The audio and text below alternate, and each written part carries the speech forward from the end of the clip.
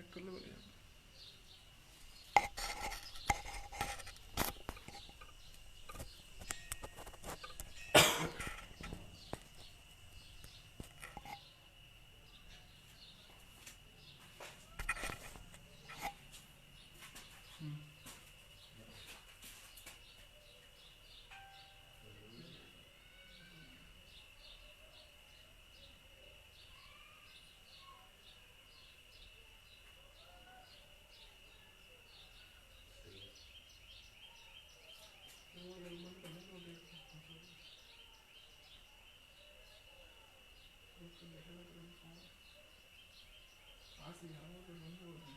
तो ये वो बोर्ड एकदम ज़्यादा नीचे नहीं जाना पड़ता, आगे आता है, मोबाइल लगा देते हैं। आता ही आया। वो तो बाई टाइम पाया हुआ मैंने सेट किया है। अच्छा अच्छा,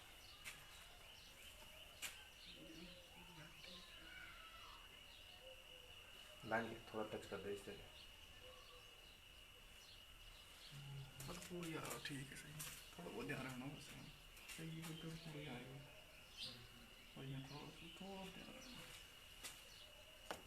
ठीक करो इससे स्टार्ट।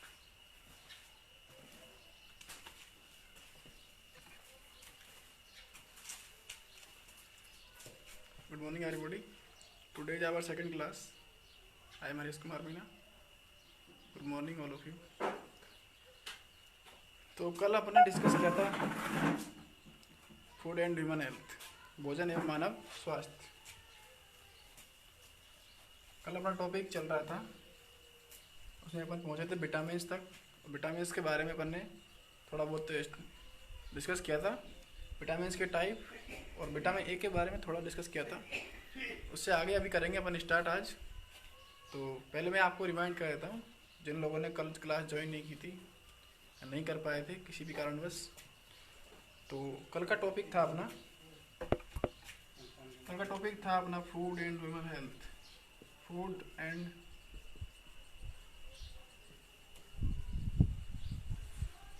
ह्यूमन हेल्थ, भोजन एवं मानव स्वास्थ्य।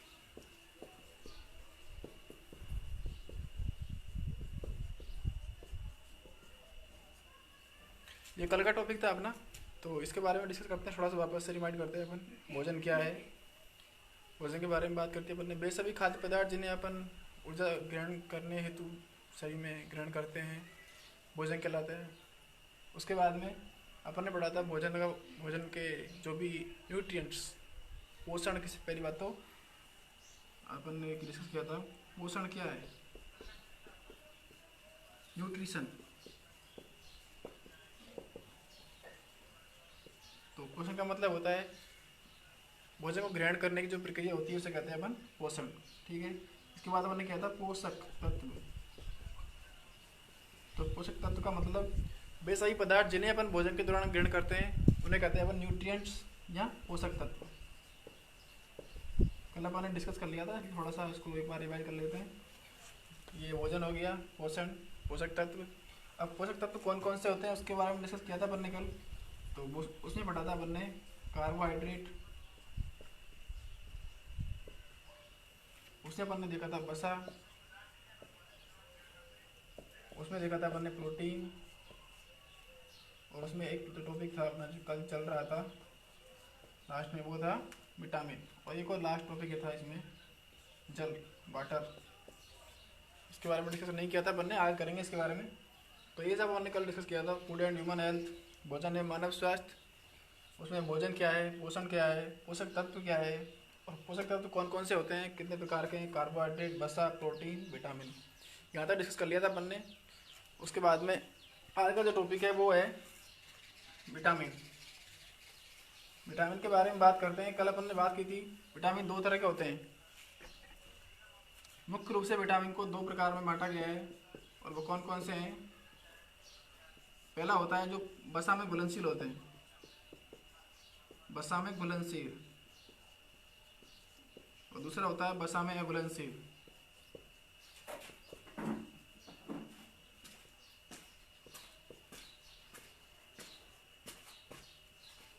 तो अब वसा में घुलनशील कौन कौन से थे, कल अपन ने बात करी थी। तो वसा में घुलनशील जो है वो होते हैं विटामिन ई, विटामिन के। ये जो विटामिन है वो वसा में घुलनशील होते हैं, ए, डी, ई और के। उसके अलावा बचे विटामिन जो है दो है, विटामिन बी और विटामिन सी, ये होते हैं वसा में अघुलनशील। यहाँ तक अपन बात कर चुके थे कल, और अपन ने यहाँ तक भी बात की थी। पहला जो विटामिन डिस्कस किया था अपन ने, वो किया था अपन ने विटामिन ए। कल की क्लास को अभी रिवाइज कर रहे हैं अपन। अभी विटामिन ए के बारे में बात करी थी। विटामिन ए के बारे में वापस से बात कर लेते हैं। आज विटामिन ए जो होता है इसका वैज्ञानिक नाम होता है रेटिनॉल। ठीक है, रेटिनॉल इसका नाम होता है। इसके जो मुख्य रूप से जो स्रोत है, पादप जो स्रोत है वो है अपने हरी सब्जियां। इसके अलावा मुख्य रूप से इसमें जैसे आ जाती है हरी पत्तेदार सब्जियां, गाजर, कद्दू। जैसे गाजर को पता ही है आपको कैरेट बोलते हैं, कद्दू को पंपकिन बोलते हैं। वैसे और भी सब है इसमें। पालक मुख्य रूप से आता है हरी पत्तेदार सब्जियों में, विटामिन ए का मुख्य स्रोत माना जाता है इसको। तो ये तो विटामिन ए के बारे में। इसका वैज्ञानिक नाम है रेटिनॉल। हरी पत्तेदार सब्जियों में मुख्य रूप से पाया जाता है। गाजर, कद्दू में इसकी मात्रा अधिकतम होती है। और इसका जो कार्य होता है, विटामिन ए का जो कार्य है, इसका जो कार्य है वो है अपनी जो दृष्टि क्षमता है, दृष्टियाँ देखने की क्षमता का, देखने की क्षमता को बनाए रखना।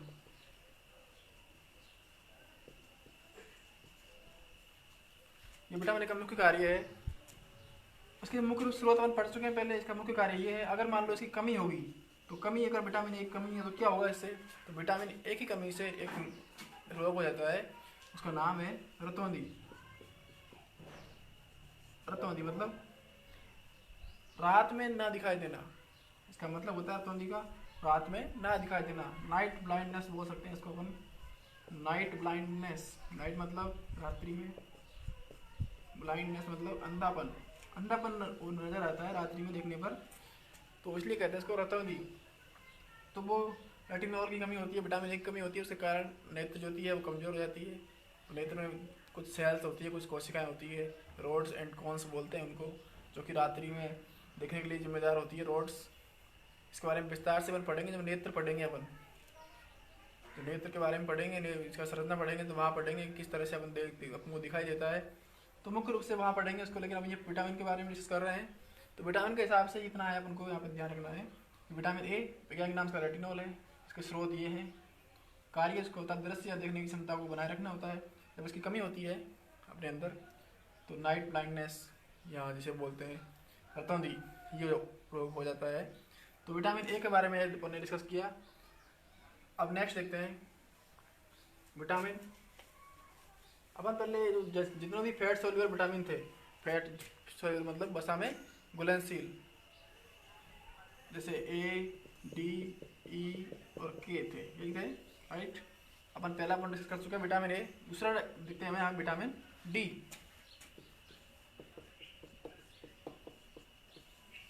विटामिन डी, इसका वैज्ञानिक नाम होता है कैल्सीफेरोल।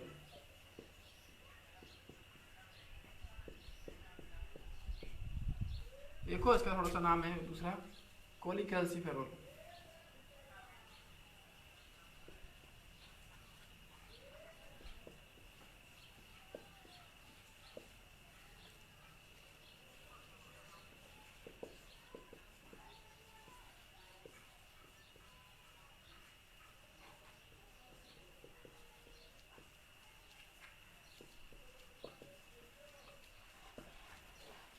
विटामिन डी वैज्ञानिक नाम कैल्सीफेरोल या कोलिकैल्सीफेरोल। इसका नाम जो कैल्सी मतलब कैल्शियम, Ca, इसका मतलब है कि कैल्शियम के एब्जॉर्प्शन यानी कैल्शियम के अवशोषण में महत्वपूर्ण भूमिका निभाती है विटामिन डी। और अपन कैल्शियम के बारे में पढ़ चुके हैं। कैल्शियम का एक मिनरल है, खनिज लवण है कैल्शियम। इसका मुख्य कार्य होता है हड्डी पे दांतों का निर्माण करना, उसकी मरम्मत करना, उनकी वृद्धि करना। तो जब बताओ विटामिन डी की कमी होगी तो बताओ कैल्शियम का अवशोषण कम होगा कि नहीं होगा। इसलिए विटामिन डी जो होता है वो कैल्शियम के अवशोषण में का बहुत इंपॉर्टेंट कार्य करता है छोटी आंत बड़ी आंत के अंदर। तो वहाँ से कैल्शियम का अवशोषण करने का कार्य होता है, वो कौन करवाता है? Vitamin D. अर्थात विटामिन डी की जो उपस्थिति होती है वो कैल्शियम के अवशोषण में सहायता करती है। इसलिए विटामिन डी जो होता है वो बहुत ही इम्पोर्टेंट है, बहुत ही ज़रूरी है अपनी हड्डियों में, दांतों के, शरीर के जो ढांचे के निर्माण के लिए। क्यों? क्योंकि विटामिन डी जब अपन पर्याप्त मात्रा में लेंगे तो अपना साथ में कैल्शियम का भी एब्जॉर्प्शन होगा, अवशोषण होगा, जो कि हड्डियों पर दांतों के स्वस्थ वृद्धि के लिए जिम्मेदार होगा। इसीलिए अब इसके मुख्य स्रोत इसके होंगे। पहली बात तो इसका एक प्राकृतिक स्रोत है, वो है सनलाइट, सूर्य का प्रकाश। नेचुरल प्राकृतिक स्रोत इसका जो है सनलाइट है, सूर्य का प्रकाश। उससे अपन को अधिकतर मात्रा में विटामिन डी प्राप्त होता है। इसके अलावा अगर बात करें तो दूध है, अंडा है, मछली वगैरह है, इनसे अपन, मछली का तेल है, इनसे विटामिन डी अपन को मिलता है। लेकिन इससे ज़्यादातर मात्रा में इसकी पूर्ति सनलाइट से, सूर्य के प्रकाश से हो जाती है। ये विटामिन डी के स्रोत है। अब इसकी कमी से कौन सा रोग हो जाएगा भाई? सीधी सी बात है, आपको पता है, अपन डिस्कस कर चुके हैं कि विटामिन डी जब होगा तो कैल्शियम का अवशोषण होगा कि नहीं होगा? कैल्शियम का अवशोषण होगा, शरीर में कैल्शियम की मात्रा बनी रहेगी। लेकिन जब विटामिन डी में कहीं ना कहीं कमी है, विटामिन डी में अगर कमी है तो बताओ, विटामिन डी में कमी है तो कैल्शियम में कमी होगी। कैल्शियम में कमी होगी, सीधी सी बात है, हड्डियों का निर्माण ढंग से नहीं होगा, दांतों का निर्माण ढंग से नहीं होगा, हड्डियों का ढांचा सही से नहीं रहेगा। इसलिए विटामिन डी की कमी से एक रोग हो जाता है, जिसकी मुख्य रूप से बच्चों में जो रोग होता है उसे बोलते हैं रिकेट्स। नाम सुना होगा आपने, रिकेट्स। विटामिन डी की कमी से होने वाला रोग है, उसका नाम है रिकेट्स।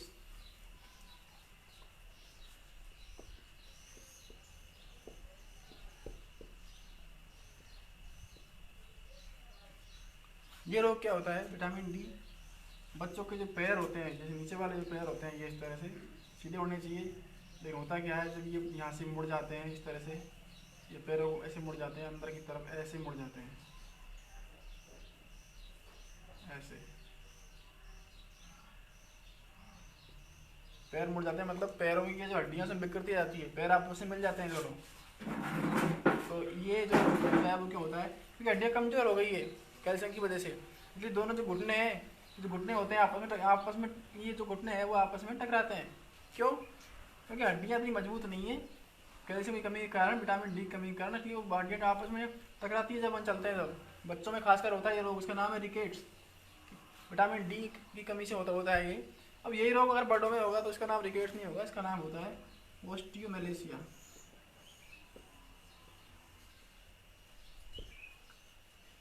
ये बोले तो ओस्टियो मतलब होता है हड्डी, बोन।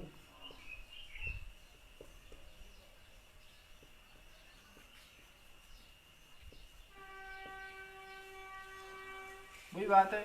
अब बड़ों में ऐसा नहीं होगा कि हड्डियां टकराएंगी इस तरह घुटने से मुड़ जाएंगे, लेकिन बड़ों में क्या होगा, हड्डी जो है, हड्डियों का जो क्वालिटी होती है, हड्डियों का जो गुण होता है वो क्या होता है, हड्डियां कमजोर हो जाती है, हड्डियां कमजोर हो जाती है, उनकी जो सामर्थ्य है वो कमजोर हो जाती है, कमी हो जाती है उसमें, इसलिए वो आसानी से फ्रैक्चर हो जाती है, आसानी टूट जाती है, बिल्कुल मुलायम की तरह हो जाती है हड्डियाँ।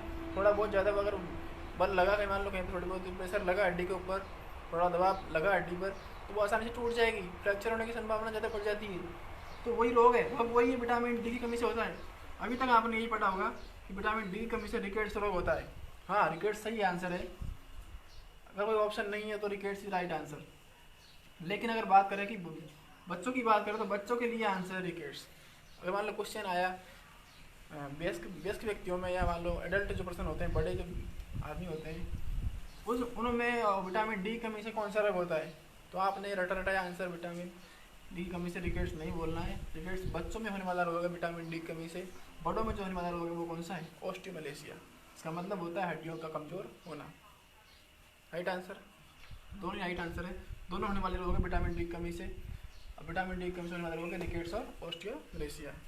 ठीक है, ये विटामिन डी के बारे में हो गया। उसके बाद देखते हैं, ये विटामिन ए हो गया अपना, विटामिन डी हो गया, विटामिन ई। विटामिन ई के बारे में बात करेंगे अपन। Vitamin E scientific name tocopherol.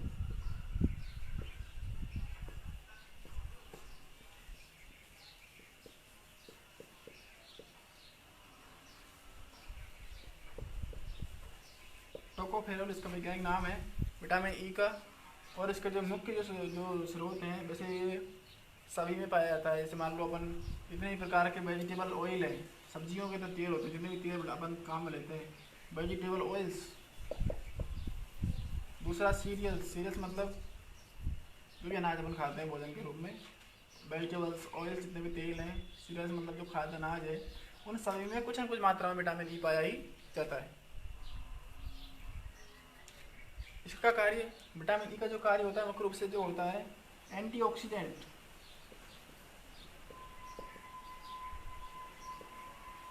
Antioxidant का मतलब होता है जो अपनी जो स्किन है, अपनी जो त्वचा है, उसमें से जो ऑक्सीकरण होता है, जैसे मान लो कुछ जो हानिकारक पदार्थ होते हैं जो पसीने से जो बाहर निकलते हैं शरीर में, त्वचा के जो रोम छिद्र होते हैं इनके द्वारा जो पदार्थ बाहर निकलते हैं, हानिकारक पदार्थ होते हैं, पसीने के साथ में जो निकल जाते हैं, तो उनको निकालने में और स्किन की स्वस्थ वृद्धि के लिए, अपनी जो त्वचा है उसकी स्वस्थ वृद्धि के लिए जिम्मेदार होता है विटामिन ई। एंटीऑक्सीडेंट बोलते हैं इसको। तो ये कार्य करता है विटामिन ई। तो विटामिन ई का प्रमुख कार्य है शरीर की जो त्वचा है उसकी स्वस्थ वृद्धि करना। विटामिन ई का इंपॉर्टेंट कार्य है शरीर की जो त्वचा है, स्किन है, उसकी स्वस्थ वृद्धि करना विटामिन ई का प्रमुख कार्य है। दूसरा एक और प्रमुख कार्य है वो है जनन क्षमता में विकास करना, विटामिन ई का प्रमुख कार्य है। विटामिन ई की कमी से जो जनन क्षमता में कमी हो सकती है, लेकिन अगर विटामिन ई है उसका प्रमुख कार्य देखा जाए तो शरीर की जो त्वचा है उसका जो उसकी स्वस्थ वृद्धि करना। दूसरा है शरीर की जो वयस्क पुरुषों में या वयस्क पुरुष या महिलाओं में जनन क्षमता में वृद्धि करना, उसको बनाए रखना। एंटी स्टेरिलिटी विटामिन भी इसको कहते हैं। तो ये विटामिन ई है, वैज्ञानिक नाम टोकोफेरोल। वेजिटेबल्स ऑयल से मिलता है, सीरियल से मिलता है, तेल में मिलता है और सभी अनाजों में मिलता है। एंटीऑक्सीडेंट मतलब शरीर की त्वचा की स्वस्थ वृद्धि का जिम्मेदार है विटामिन ई। तो ये विटामिन ई के बारे में है, ठीक है। अगला है ए हो गया, डी हो गया, ई हो गया। अगला है के, विटामिन के। विटामिन के ये लाइट विटामिन है, इसका सामने घुलनशील जो विटामिन है उसका। विटामिन के का जो नाम होता है वो होता है फाइलोक्विनोन।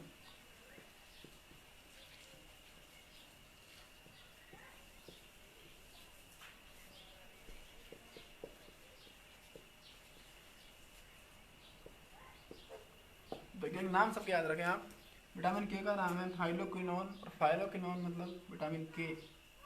विटामिन के का जो प्रमुख स्रोत है वो क्या होता है, जो इसका भी प्रमुख स्रोत है वो है हरी पत्तेदार सब्जियां।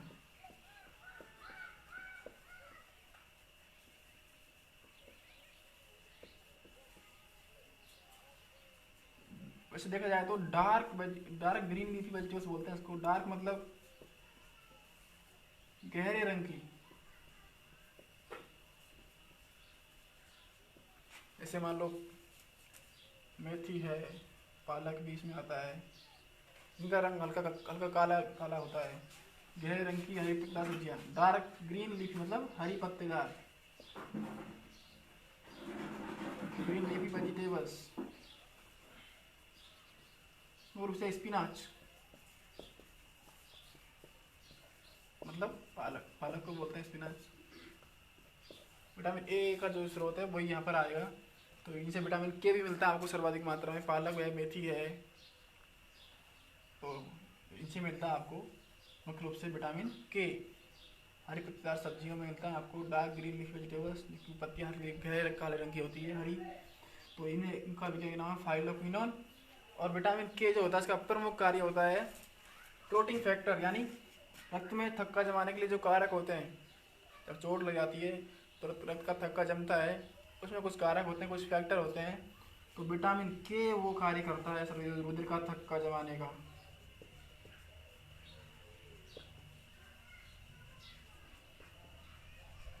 रुधिर का थक्का जमाना प्रमुख कार्य है विटामिन के का। अगर विटामिन के की कमी हुई किसी व्यक्ति में, सीधी सी बात है चोट लगने पर रुधिर का थक्का नहीं जमेगा। और ये बहुत ही इंपॉर्टेंट कार्य है और ये आपको मिलता है हरी पत्तेदार सब्जियों में। ये विटामिन के बारे में है, ठीक है। विटामिन ए हो गया, डी हो गया, ई हो गया, के हो गया, यहाँ तक क्लियर। तो ये सारे पढ़े थे बसा में घुलनशील प्रोटीन, बसा में घुलनशील विटामिन।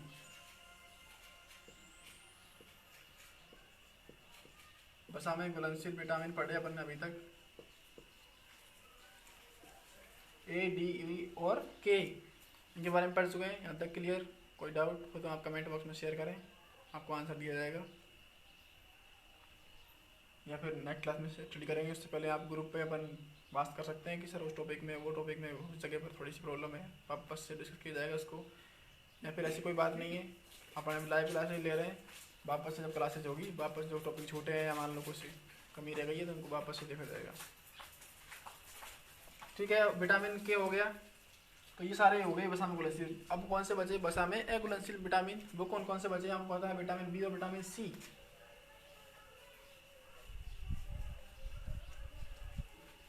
तो विटामिन बी, अब विटामिन बी जो है वो बहुत बड़ा ग्रुप है, इसे बोलते हैं विटामिन बी कॉम्प्लेक्स, यानी समूह बी कॉम्प्लेक्स। इसके प्रकार है बहुत सारे। विटामिन ए, विटामिन बी के बहुत सारे प्रकार हैं, जिसे बोलते हैं विटामिन बी कॉम्प्लेक्स या विटामिन बी का समूह है बड़ा सा। इसके बहुत सारे प्रकार है। यहाँ पे इंपॉर्टेंट ये है कि विटामिन बी क्या होता है, तो इसके कौन कौन से प्रकार हैं, उनके सबके वैज्ञानिक नाम है, वो इंपॉर्टेंट है यहाँ पर। हाँ, उनकी कमी से होने वाले रोग भी हैं कुछ, लेकिन इंपॉर्टेंट जो है विटामिन का क्या नाम है, क्या प्रकार है, क्या वैज्ञानिक नाम है, वो इंपॉर्टेंट है, वो आप देखिए। विटामिन B1 वैज्ञानिक नाम thiamine. Vitamin B2 riboflavin.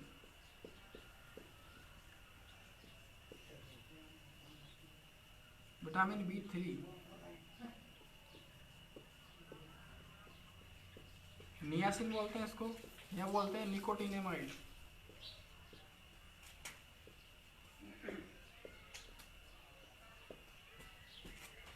Vitamin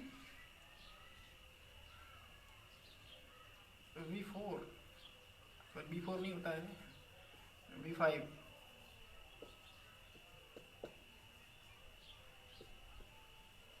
ये होता है पाइरिडॉक्सिन, sorry pantothenic acid.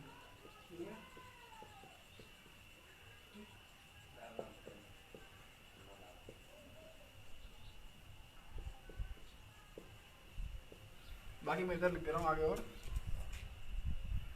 B6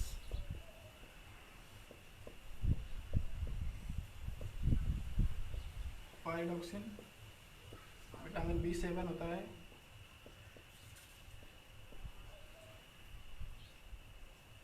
biotin. B9 होता है,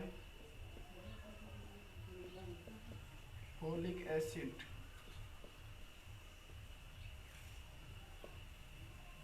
और एक होता है लास्ट B12।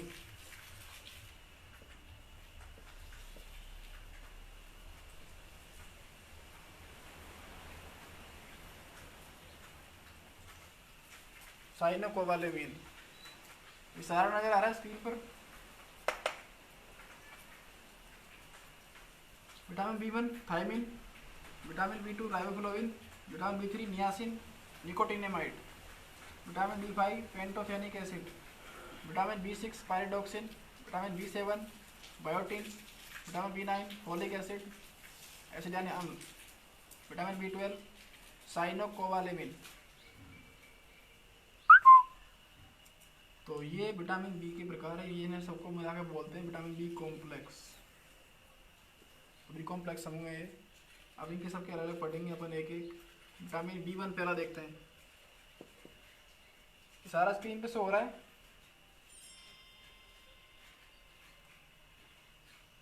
देखिए विटामिन बी के प्रकार है। तो उसके बाद में एक को देखेंगे अपन यहाँ पर, आप नोट कर सकते हैं इनको। इंपॉर्टेंट इनका वैज्ञानिक नाम है। विटामिन बी का वैज्ञानिक नाम thiamine, B2 riboflavin, B3 niacin या nicotinamide, B5 pantothenic acid, B6 pyridoxine, B7 biotin, B9 folic acid, B12 cyanocobalamin. हाँ, इसके अलावा और भी कुछ है बनाने को, तो सबके वैज्ञानिक नाम है, लेकिन ये जो सब है अपन डिस्कस कर रहे हैं वो इम्पोर्टेंट्स हैं। उसके बाद एक एक को देखेंगे अपन। तो मैं इनको यहाँ पर बता देता हूँ, इधर वापस एक एक को करेंगे डिस्कस अपन।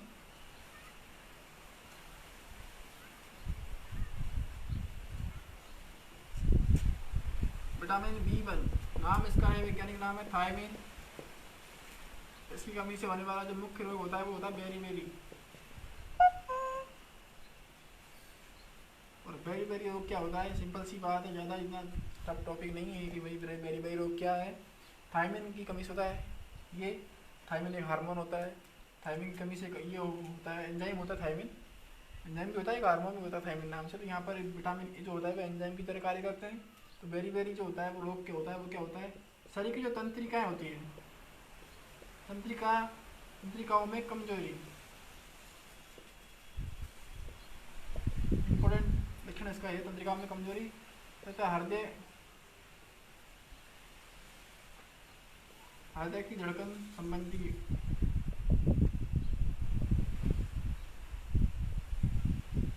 कमजोरियाँ। तंत्रिका और हृदय को मुख्य रूप से प्रभावित करता है विटामिन B1 एंड थायमिन की कमी से होने वाला रोग बेरी। तंत्रिकाओं में कमजोरी और हृदय की धड़कन संबंधी कमजोरियाँ उत्पन्न करता है, ये बेरी रोग है। ठीक है, विटामिन B1 की कमी से होता है। अगला है B2 राइबोफ्लेविन। तो इसकी कमी से रोग होता है, वो होता है राइबोफ्लेविनोसिस। राइबोफ्लेविन से ही बना है राइबोफ्लेविनोसिस। ये जो रोग होता है वो क्या होता है, इसमें शरीर अपने जो शरीर में, जैसे मान लो अपने मुंह के जो किनारे हैं, साइड में मुंह के जो एंगल्स हैं वो कट जाते हैं विटामिन B2 या राइबोफ्लेविन की कमी से। त्वचा फट जाती है, वो मुंह के किनारे जो होठों के पास जो होता है, तो उसे बोलते हैं राइबोफ्लेविनोसिस। उसके बाद में B3 है नियासिन या निकोटिनिमाइड इसको बोलते हैं।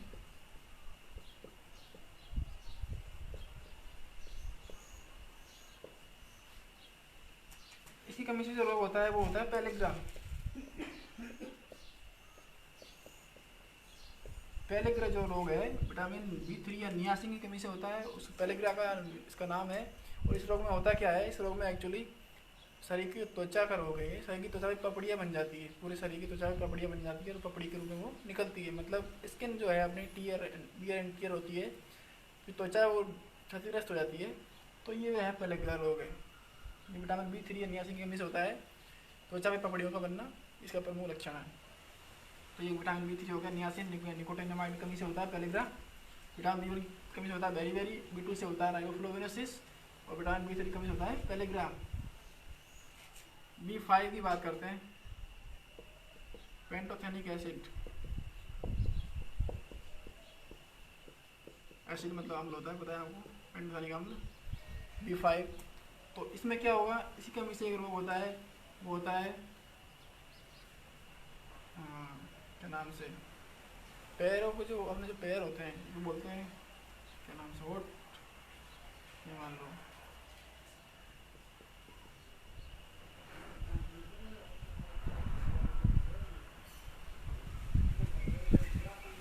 Hot feet disease. पैरों के जो तलवे होते हैं उनमें जलन होती है, मैं मुख्य रूप से ये विटामिन B5 की कमी होता है। पेंटोथेनिक एसिड की कमी से होता है, पैरों के तलवे जो होते हैं उनमें जलन होती है। हॉट फीट सिंड्रोम बोलते हैं, सिंड्रोम बोलते हैं इसको। पैरों के तलवे में जलन, हमने सुना होगा कई बार लोगों के पैरों में तलवे में जलन होती है, क्यों होती है, विटामिन B5 या पेंटोथेनिक एसिड की कमी से। तो इसकी कमी से होने वाला रोग है एक तरह से हॉट फीट सिंड्रोम या डिजीज। अगला देखते हैं B6 पायरिडॉक्सिन।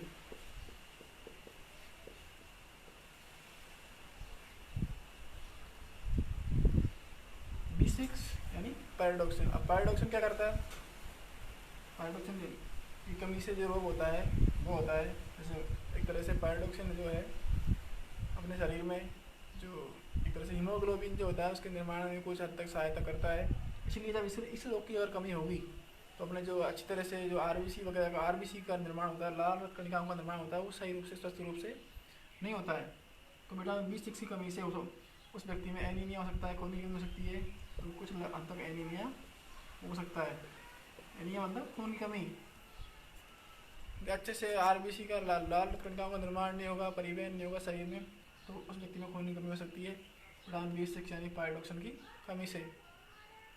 तंत्रिका संबंधी जो कमजोरियां वो भी हो सकती है इसमें, कुछ तंत्रिका संबंधी कमजोरियां भी हो सकती है इसमें।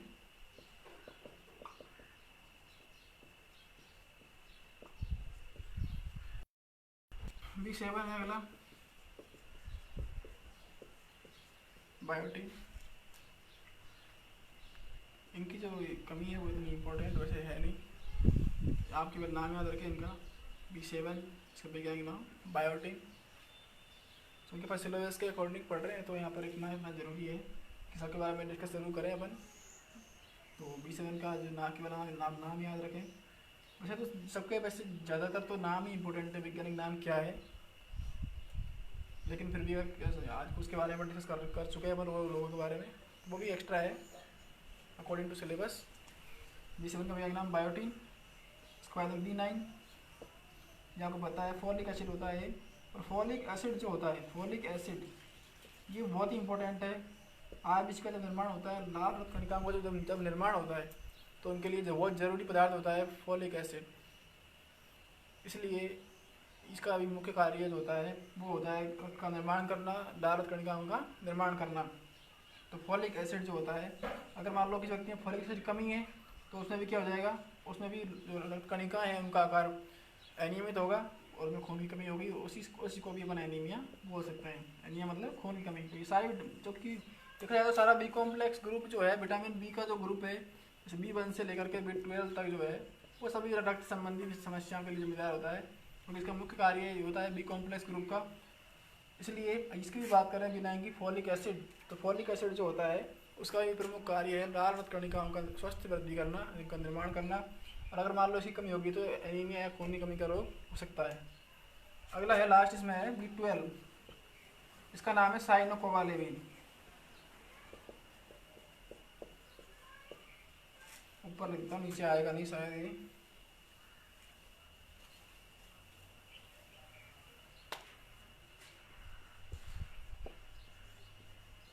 साइनोकोबालेमिन ये है विटामिन B12, विटामिन B12 इसका भी नाम है साइनोकोबालेमिन। साइनोकोबालेमिन का भी वही कार्य है जो कि किसका कार्य है, विटामिन B9। फॉलिक एसिड की तरह ही विटामिन B12 जो होता है वो भी अपने जो RBC है, रक्त की जो निर्माण प्रक्रिया उसमें स्वस्थ वृद्धि के लिए RBC वगैरह जो लाल रक्त कणिकाएं होती है उनमें यह भी योगदान देता है साइनोकोबालेमिन। इसे बोलते हैं vitamin B complex group, vitamin B12 cyanocobalamin. अभी की बात करें जैसे विटामिन B9 है, B12 है, ये सभी का जो सोर्स है कहाँ से प्राप्त होंगे अपन को, ये मुख्य रूप से वो सब ज़्यादातर जो आते हैं हरी पत्तेदार सब्जियाँ जिनमें कि क्या नाम से बी कॉम्प्लेक्स ग्रुप होता है। ये मान लो इनमें होता है हीमोग्लोबिन के पाया जाता है उनमें, या मान लो लोहा तत्व पाया जाता है, Fe आयरन यानी लोह तत्व पाया जाता है इनमें सब में। पता है हरी पत्तेदार सब्जियाँ जो भी होती है सब में क्या पाया जाता है, आयरन Fe लोह तत्व पाया जाता है। और वो जो होता है वो अपने हीमोग्लोबिन के निर्माण में सहायता करते हैं। हीमोग्लोबिन जो होता है वो उसी से क्या बनती है, अपनी RBC लाल रक्त कणिकाएं बनती है। इसलिए चाहे B9 हो यानी फॉलिक एसिड हो, और चाहे B6 हो पायरिडॉक्सिन हो, या B12 हो साइनोकोबालेमिन, ये सब मिलकर के अपने जो RBC है उनका निर्माण करते हैं। अगर मान लो इनकी कमी होगी तो क्या होगा, इनकी कमी है तो क्या होगा, इनकी कमी है तो शरीर में खून की कमी हो जाएगी, RBC कमी होगी। तो ये सब विटामिन है। विटामिन बी कॉम्प्लेक्स के बारे में पढ़ा अपन ने। विटामिन बी कॉम्प्लेक्स आपको पता है विटामिन B1 से B12 तक होता है। इन सब के प्रकार, सबके अलग अलग वैज्ञानिक नाम अपन लिख चुके हैं, पढ़ चुके हैं। इन सबको वापस से आप रिवाइज कर सकते हैं। विटामिन B1 थायमिन, B2 आपको पता है riboflavin,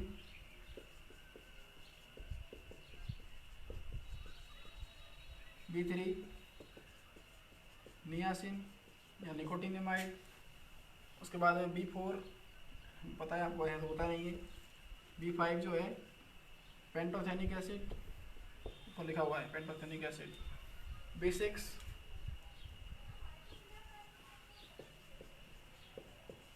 pyridoxine, B7 biotin, B9 folic acid, और आपको पता है B12 है वो साइनोकोबालेमिन। ये सब विटामिन के बारे में हो चुका है। विटामिन बी के बारे में पढ़ चुका है अपन, बी कॉम्प्लेक्स जो कि B12 तक होता है। उसके बाद हम देखते हैं लास्ट बचा है अपना टॉपिक में विटामिन सी। जो एगुलेंशियल विटामिन होते हैं वसा में वो विटामिन बी और सी होते हैं, बी के बारे में सारा पढ़ चुके हैं, ऊपर सारा समूह पढ़ चुके हैं अपन उसके बारे में। विटामिन सी लास्ट टॉपिक है विटामिन का। विटामिन सी इसका नाम होता है ascorbic acid. Ascorbic acid, ascorbic अम्ल, एसिड को अम्ल बोलते हैं, एस्कॉर्बिक अम्ल। विटामिन सी, सिंपल सी बात है, विटामिन सी में होता है एस्कॉर्बिक एसिड या एस्कॉर्बिक अम्ल। और इसके मुख्य स्रोत की बात करें तो समस्त जो भी सिट्रस फ्रूट, सिट्रस फ्रूट्स मतलब खट्टे फल जो भी होते हैं, जितने भी प्रकार के खट्टे फल होते हैं सब में विटामिन सी पाया जाता है। तो इसके मुख्य स्रोत बताने की जरूरत नहीं है, जितने भी खट्टे फ्रूट्स हैं, फल वगैरह है, सब उन सब में विटामिन सी पाया जाता है। ये और उसमें होता है एस्कॉर्बिक एसिड। और आपको बता दूं सर्वाधिक जो विटामिन सी होता है वो आंवले में पाया जाता है। आंवला सर्वाधिक खट्टा फल है, आंवला। विटामिन सी आंवले में सर्वाधिक पाया जाता है, उसमें एस्कॉर्बिक एसिड सर्वाधिक मात्रा में होता है। और इसी कमी से कौन सा रोग हो जाएगा, इसी कमी से रोग होगा वो होगा स्कर्वी। नाम हमने सुना है पहले भी, स्कर्वी। अब इसका भी रोग होता है क्या है, इसका भी रोग ऐसा रोग है जिसमें अपने मुंह के जो दांतों के जो मसूड़े होते हैं, दांतों के जो मसूड़े होते हैं उनकी जो लेयर्स होती है ऊपर वो कमजोर हो जाती है, मसूड़ों से खून का आना प्रमुख लक्षण है, प्रमुख एंड इम्पोर्टेंट इसका लक्षण है। विटामिन सी, वैज्ञानिक नाम एस्कॉर्बिक एसिड। इसी कमी से होने वाला रोग कौन सा है, स्कर्वी। मुख्य स्रोत इसके सारे खट्टे फल होते हैं, मुख्य रूप से ज़्यादा आंवला जिसमें सर्वाधिक मात्रा में विटामिन सी पाया जाता है, याद रखें। और इसका भी रोग में होता क्या है, मसूड़ों से खून का आना,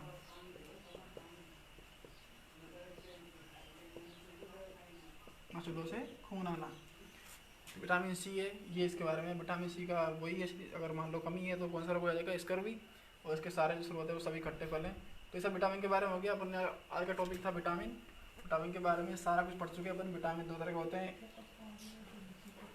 बसा में घुलनशील, बसा में एगुलेंशियल। बसा में जो घुलनशील होते हैं वो होते हैं ए, डी और के। और जो बसा में एगुलेंशियल है वो विटामिन बी और सी। सारा पढ़ चुके हैं अपन, तो इसके बारे में देखिए। अब जो भी हो गया है, क्लास अपनी ख़त्म हो चुकी है, यहाँ तक विटामिन का टॉपिक ख़त्म हो चुका है। तो अगला जो टॉपिक है वो अपन कल करेंगे स्टार्ट। वो टॉपिक का नाम बताता हूँ आपको। टॉपिक का नाम जो होगा वो होगा, अपन ने पहले लिख चुके हैं, अपन उसको पढ़ चुके हैं शायद। कुपोषण क्या होता है, माल न्यूट्रिशन, कुपोषण क्या है। या उसके बाद पढ़ेंगे अपन कुछ जो हानिकारक जैसे उत्पाद हैं, गुटखा, तंबाकू, शराब वगैरह, उनके दुष्प्रभाव मानव शरीर पर क्या क्या होते हैं उनके बारे में अध्ययन करेंगे। तो इसके बारे में आप यहाँ तक रिवाइज करें, इसको पढ़ें। कोई भी अगर प्रॉब्लम है कमेंट बॉक्स में शेयर करें। तो आपसे मैं वापस से बोल रहा हूँ, जो लोग जो नहीं उड़ पाए हैं सभी को बताएं कि अपने यहाँ पर ग्रुप में लाइव चल रही है, और इनके वीडियो को शेयर करें आपस में, रिक्शा जी लाइक करें। यूट्यूब पे आप दे सकते हो, यूट्यूब पे हमारे स्कूल का एक चैनल बनाया हमने। इस तरह से आज सर्च करोगे आप शिवा सेकेंडरी स्कूल के नाम से,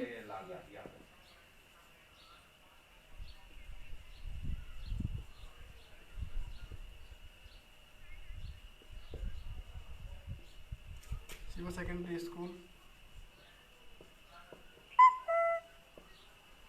खेला निमोरा स्टेशन। ये चैनल आपको यूट्यूब पर मिल जाएगा। यूट्यूब पर भी इस नाम से आप सर्च कर सकते हो।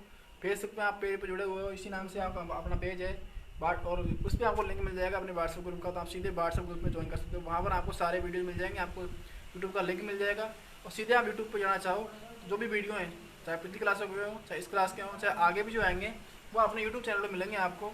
इस नाम से आप सर्च करें, ऐसा आप कैपिटल यूज़ करें आगे, तभी जाके आप सर्च कर पाओगे Shiva secondary school Kheda Nimora station. वहाँ पे आप अपने स्कूल का पेज देखोगे, सारे वीडियो नज़र आ जाएंगे। आप एक दूसरे वीडियो को नेक्स्ट करके देख सकते हैं। तो क्लास ख़त्म करते हैं अब यहाँ पर। नेक्स्ट क्लास मैथ की होगी। थैंक यू, धन्यवाद।